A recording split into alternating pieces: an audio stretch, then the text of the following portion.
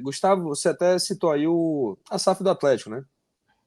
Então, eu até tenho algumas dúvidas, e aí, de repente, você, por estar mais perto aí, você pode até saná-las, que é o seguinte, eu acho que a SAF do Atlético também foi feita de uma forma porque as dívidas já estavam tão altas que era preciso essa necessidade de equacioná-las de alguma forma, né? E como a família Beni é torcedor do Atlético, isso aí eu acho que é público, o Galo terminou vendendo o departamento de futebol, né? Aí você me corrija, por favor, se eu estiver falando alguma coisa errada. Vendendo o departamento de futebol para eles por conta dessa dívida que já tinha criado com eles. Com eles mesmos. Exatamente. Então, me pareceu uma coisa meio assim, olha, eu investi no Galo para o Galo ficar forte, ganhar os títulos que ganhou, mas eu tô precisando pegar esse dia de volta. E o Atlético não tinha condições, porque estava já muito assim, embarcado em dívidas na casa do bilhão, né? Então, não sei se foi uma coisa também planejada.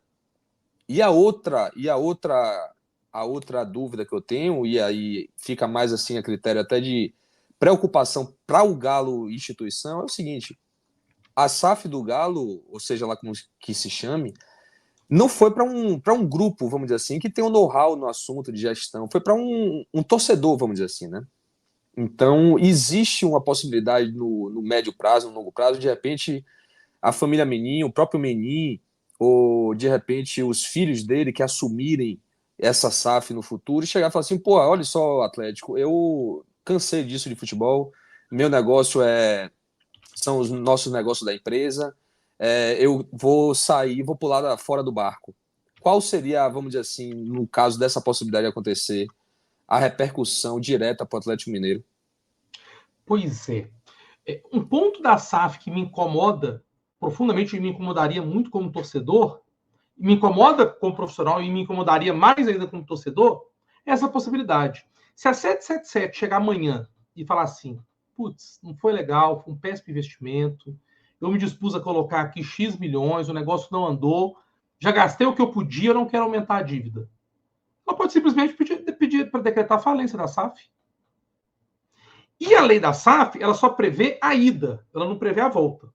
Então, ela estabelece assim, se uma associação de futebol quiser fazer a cisão, separar o futebol do clube social, essa SAF aproveita tudo aquilo que o clube de futebol conquistou, né? Fica na mesma divisão, com outro CNPJ. Mas não prevê o inverso.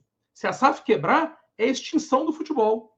A associação pode até criar um outro time de futebol do Vasco, associação. Vai ter que começar lá na terceirona do Carioca e ir subindo. Isso me preocupa quando vem um investidor que não tem ligação com o clube. A brincadeira pode ficar cara para ele, ele cansar de brincar de futebol, dá 3 tapinhas nas costas da associação e dá no pé. No caso do Atlético, acho muito provável que isso aconteça. O que eu acho que aconteceu no Atlético, diante da experiência e de tudo que a gente acompanhou aqui? O Atlético tinha 2 grandes grupos políticos.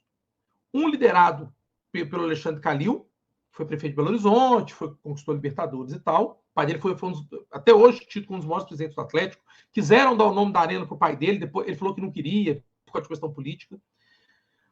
E um outro grupo que não era liderado pelo Menin, mas era um grupo, talvez liderado pelo Ricardo Guimarães, que é um dissidente que é o presidente do BMG, que é um dissidente do Calil. E em dado momento, esse grupo do Menin percebeu, foi quando o Atlético perde na Copa do Brasil, porque aquele time do goleiro de boné, vocês vão lembrar disso, para Afogados. O Atlético eliminado na segunda fase nos pênaltis para Afogados. E ali, o presidente, então presidente do Atlético, Sérgio Sete Câmara, que inclusive está trazendo a Stock Car para Belo Horizonte e tal, ele chama os dissidentes e fala assim, gente, o Atlético não sobrevive esse ano, não temos dinheiro. O Menin falou, não, vamos criar aqui um grupo gestor aqui com alguns empresários que eu toco futebol. E aí o Atlético começa a melhorar. Naquele mesmo ano de 2020, o Atlético é vice, o terceiro lugar no Brasileiro. Eu falo, inclusive, que a gente perde o Brasileiro no jogo com o Vasco. A gente perde o Brasileiro por 3 pontos. O Vasco estava para cair, acho que inclusive caiu naquele ano. E a gente perdeu para o Vasco, faltando 3 ou 4 rodadas para acabar o campeonato. E foi aquele time de 2020, montado pelo Sampaoli, que ganha tudo em 2021. E logo no primeiro ano dessa gestão, nova gestão, deu certo. E os caras foram emprestando dinheiro para o clube. Eu acho que foi de caso pensado para acabar com essa discussão política no clube e trazer o futebol para eles. Eu não tenho muita dúvida que foi, não. O Rubens Menin, pelo que a gente acompanha dele como empresário, ele não entra para perder. Então, ele tem a CNN, ele comprou a Rádio Itatiaia, que é a principal rádio aqui de Minas Gerais, uma das maiores do Brasil. Então, ele não entra para perder. Quando ele entrou no Atlético, ele entrou com um projeto, eu não tenho dúvida. Ele falou, opa, vou botando dinheiro aqui, em algum momento eu falo assim, opa, vamos fazer uma SAF, e pelo que eu pus aí, eu fico e organizo o futebol? E a torcida não achou ruim, no modo geral, porque ele é um torcedor, ele tá sempre em todos, a justiça já feita. Foi a torcida desculpa, foi a torcida do Galo que optou pela SAF ou foi uma decisão política exclusivamente? Uma decisão do clube, da associação, em se converter em SAF, mas não teve manifestação contrária. E a SAF do Atlético foi vendida aqui como a SAF, o clube, ou a SAF vendida mais cara do Brasil. Agora aumentou o capital em mais 200 milhões, então ele foi vendido por 1 bilhão e 100, agora aumentou mais 200 milhões. E os caras são atleticanos, então criaram uma holding chamada Galo Holding, e quem tem 51% do Atlético? A associação tem 49%, a Galo Holding tem 51%. Quem tem 51% do Atlético? A Galo Holding. E aí, dentro da Galo Holding, isso foi dividido, foram vendidas cotas até, chamaram, olha, gente, quem quiser ter cotas da Galo Holding, puseram um preço até altíssimo. Tipo, para entrar na brincadeira, 100 milhões de reais. E muitos empresários aqui compraram uma parcelinha. E todos atleticanos. Esse modelo foi legal. Agora, que isso foi pensado como negócio por Rubens Menin, Ricardo Guimarães, Rodrigo Salvador, que é do Grupo Mater Dei. Os 3 R's, né? São 4. Rafael, 4 R's. Rafael, que é filho do Rubens, Ricardo e Rodrigo. Eu sempre confundo o quarto, mas eu acho que é Rodrigo mesmo, que é do Grupo Mater Dei. Eu tenho certeza que eles entraram, opa, vamos ficar com isso aqui pra gente. E meio, acredito eu que meio como uma brincadeira de rico, sabe? Claro que eles querem ganhar dinheiro, mas a sensação que eu tenho é que é meio que um futebol manager de rico, sabe? Sim, milionário. na vida real. Na vida, eu tenho muita essa sensação. E muita vaidade também. E o Rubens está numa idade. Ele tem pretensões, ele não fala, mas para mim é nítido que ele tem pretensões políticas no futuro. E ele está naquela fase da vida que ele já conquistou muita coisa, ele está fazendo coisa que dá prazer. Então, ele abriu uma vinícola em Portugal, está fazendo vinho, assumiu o Atlético, comprou uma rádio, abriu a CNN. Então, a sensação que eu tenho é que ele está diversificando os negócios para ter mais alcance e fazendo coisas que ele gosta. Como torcedor, não me causou desconforto eles assumirem. E não me causou desconforto também a sensação de que eles organizaram direitinho para o clube se endividar e assumirem. Mas eles foram as pessoas que estenderam a mão na hora que o clube precisou. E a gente, o torcedor atleticano, pelo nosso histórico, eu vou voltar à história do Eurico Miranda, o torcedor atleticano estava com o título brasileiro engasgado na garganta há 50 anos. Então isso para a gente acabou tendo um peso e quase que deu um cheque em branco para os caras fazerem, né, o que eles estão fazendo. Até o momento, está me parecendo muito bem feito. Esse ano foi um ano de contratações muito pé no chão, um grupo formado, mantiveram a base. E é esse ponto que eu penso que os clubes SAF têm que chegar. O Cruzeiro me parece estar chegando nesse ponto. O Cruzeiro está negociando muito bem as suas dívidas antigas. O Cruzeiro pagou aí, sei lá, quase 800 milhões de dívidas. Saiu no balanço que o Cruzeiro anunciou agora no início do ano. E é o ponto que eu acredito que o Vasco pode chegar. Mas, para isso, a gente precisa abrir essa caixa preta do 777. Sempre que eu converso com vocês, sempre que eu pesquiso alguma coisa sobre o Vasco, o que é o 777? Onde que é a sede? É uma sala num lugar que não tem ninguém, onde tem um monte de outras empresas do grupo. Qual que é o contrato da 777? Ninguém nunca viu.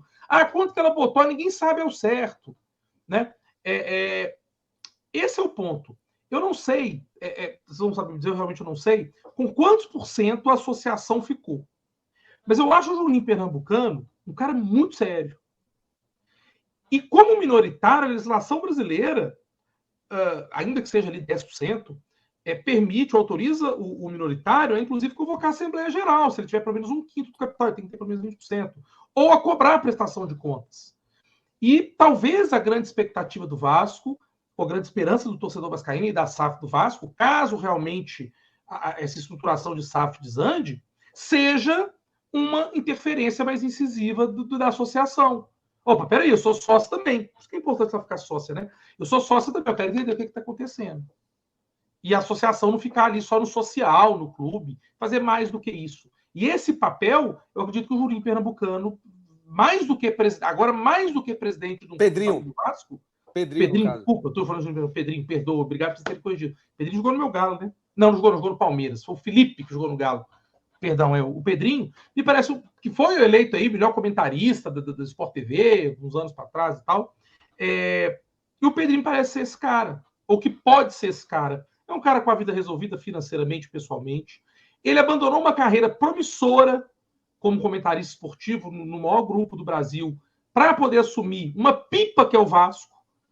Poucas pessoas teriam coragem de assumir o Vasco com essa questão política toda. Aliás, qualquer tipo de futebol tem que ter muita coragem para assumir. E ele pode ser esse fiel da balança. O cara para chegar e falar assim, 777, vem cá. Como é que vai ser esse trem? Senão pega esse trem de volta. Por que não? Né? Quando eu falo pegar de volta, não é virar associação de novo, não. É pegar as cotas e a associação tocar a SAF. Por que não? Não é proibido, isso pode fazer. O que a gente não pode é perder o CNPJ da SAF, porque aí decreta falência e é o resultado que ninguém quer, eu acredito.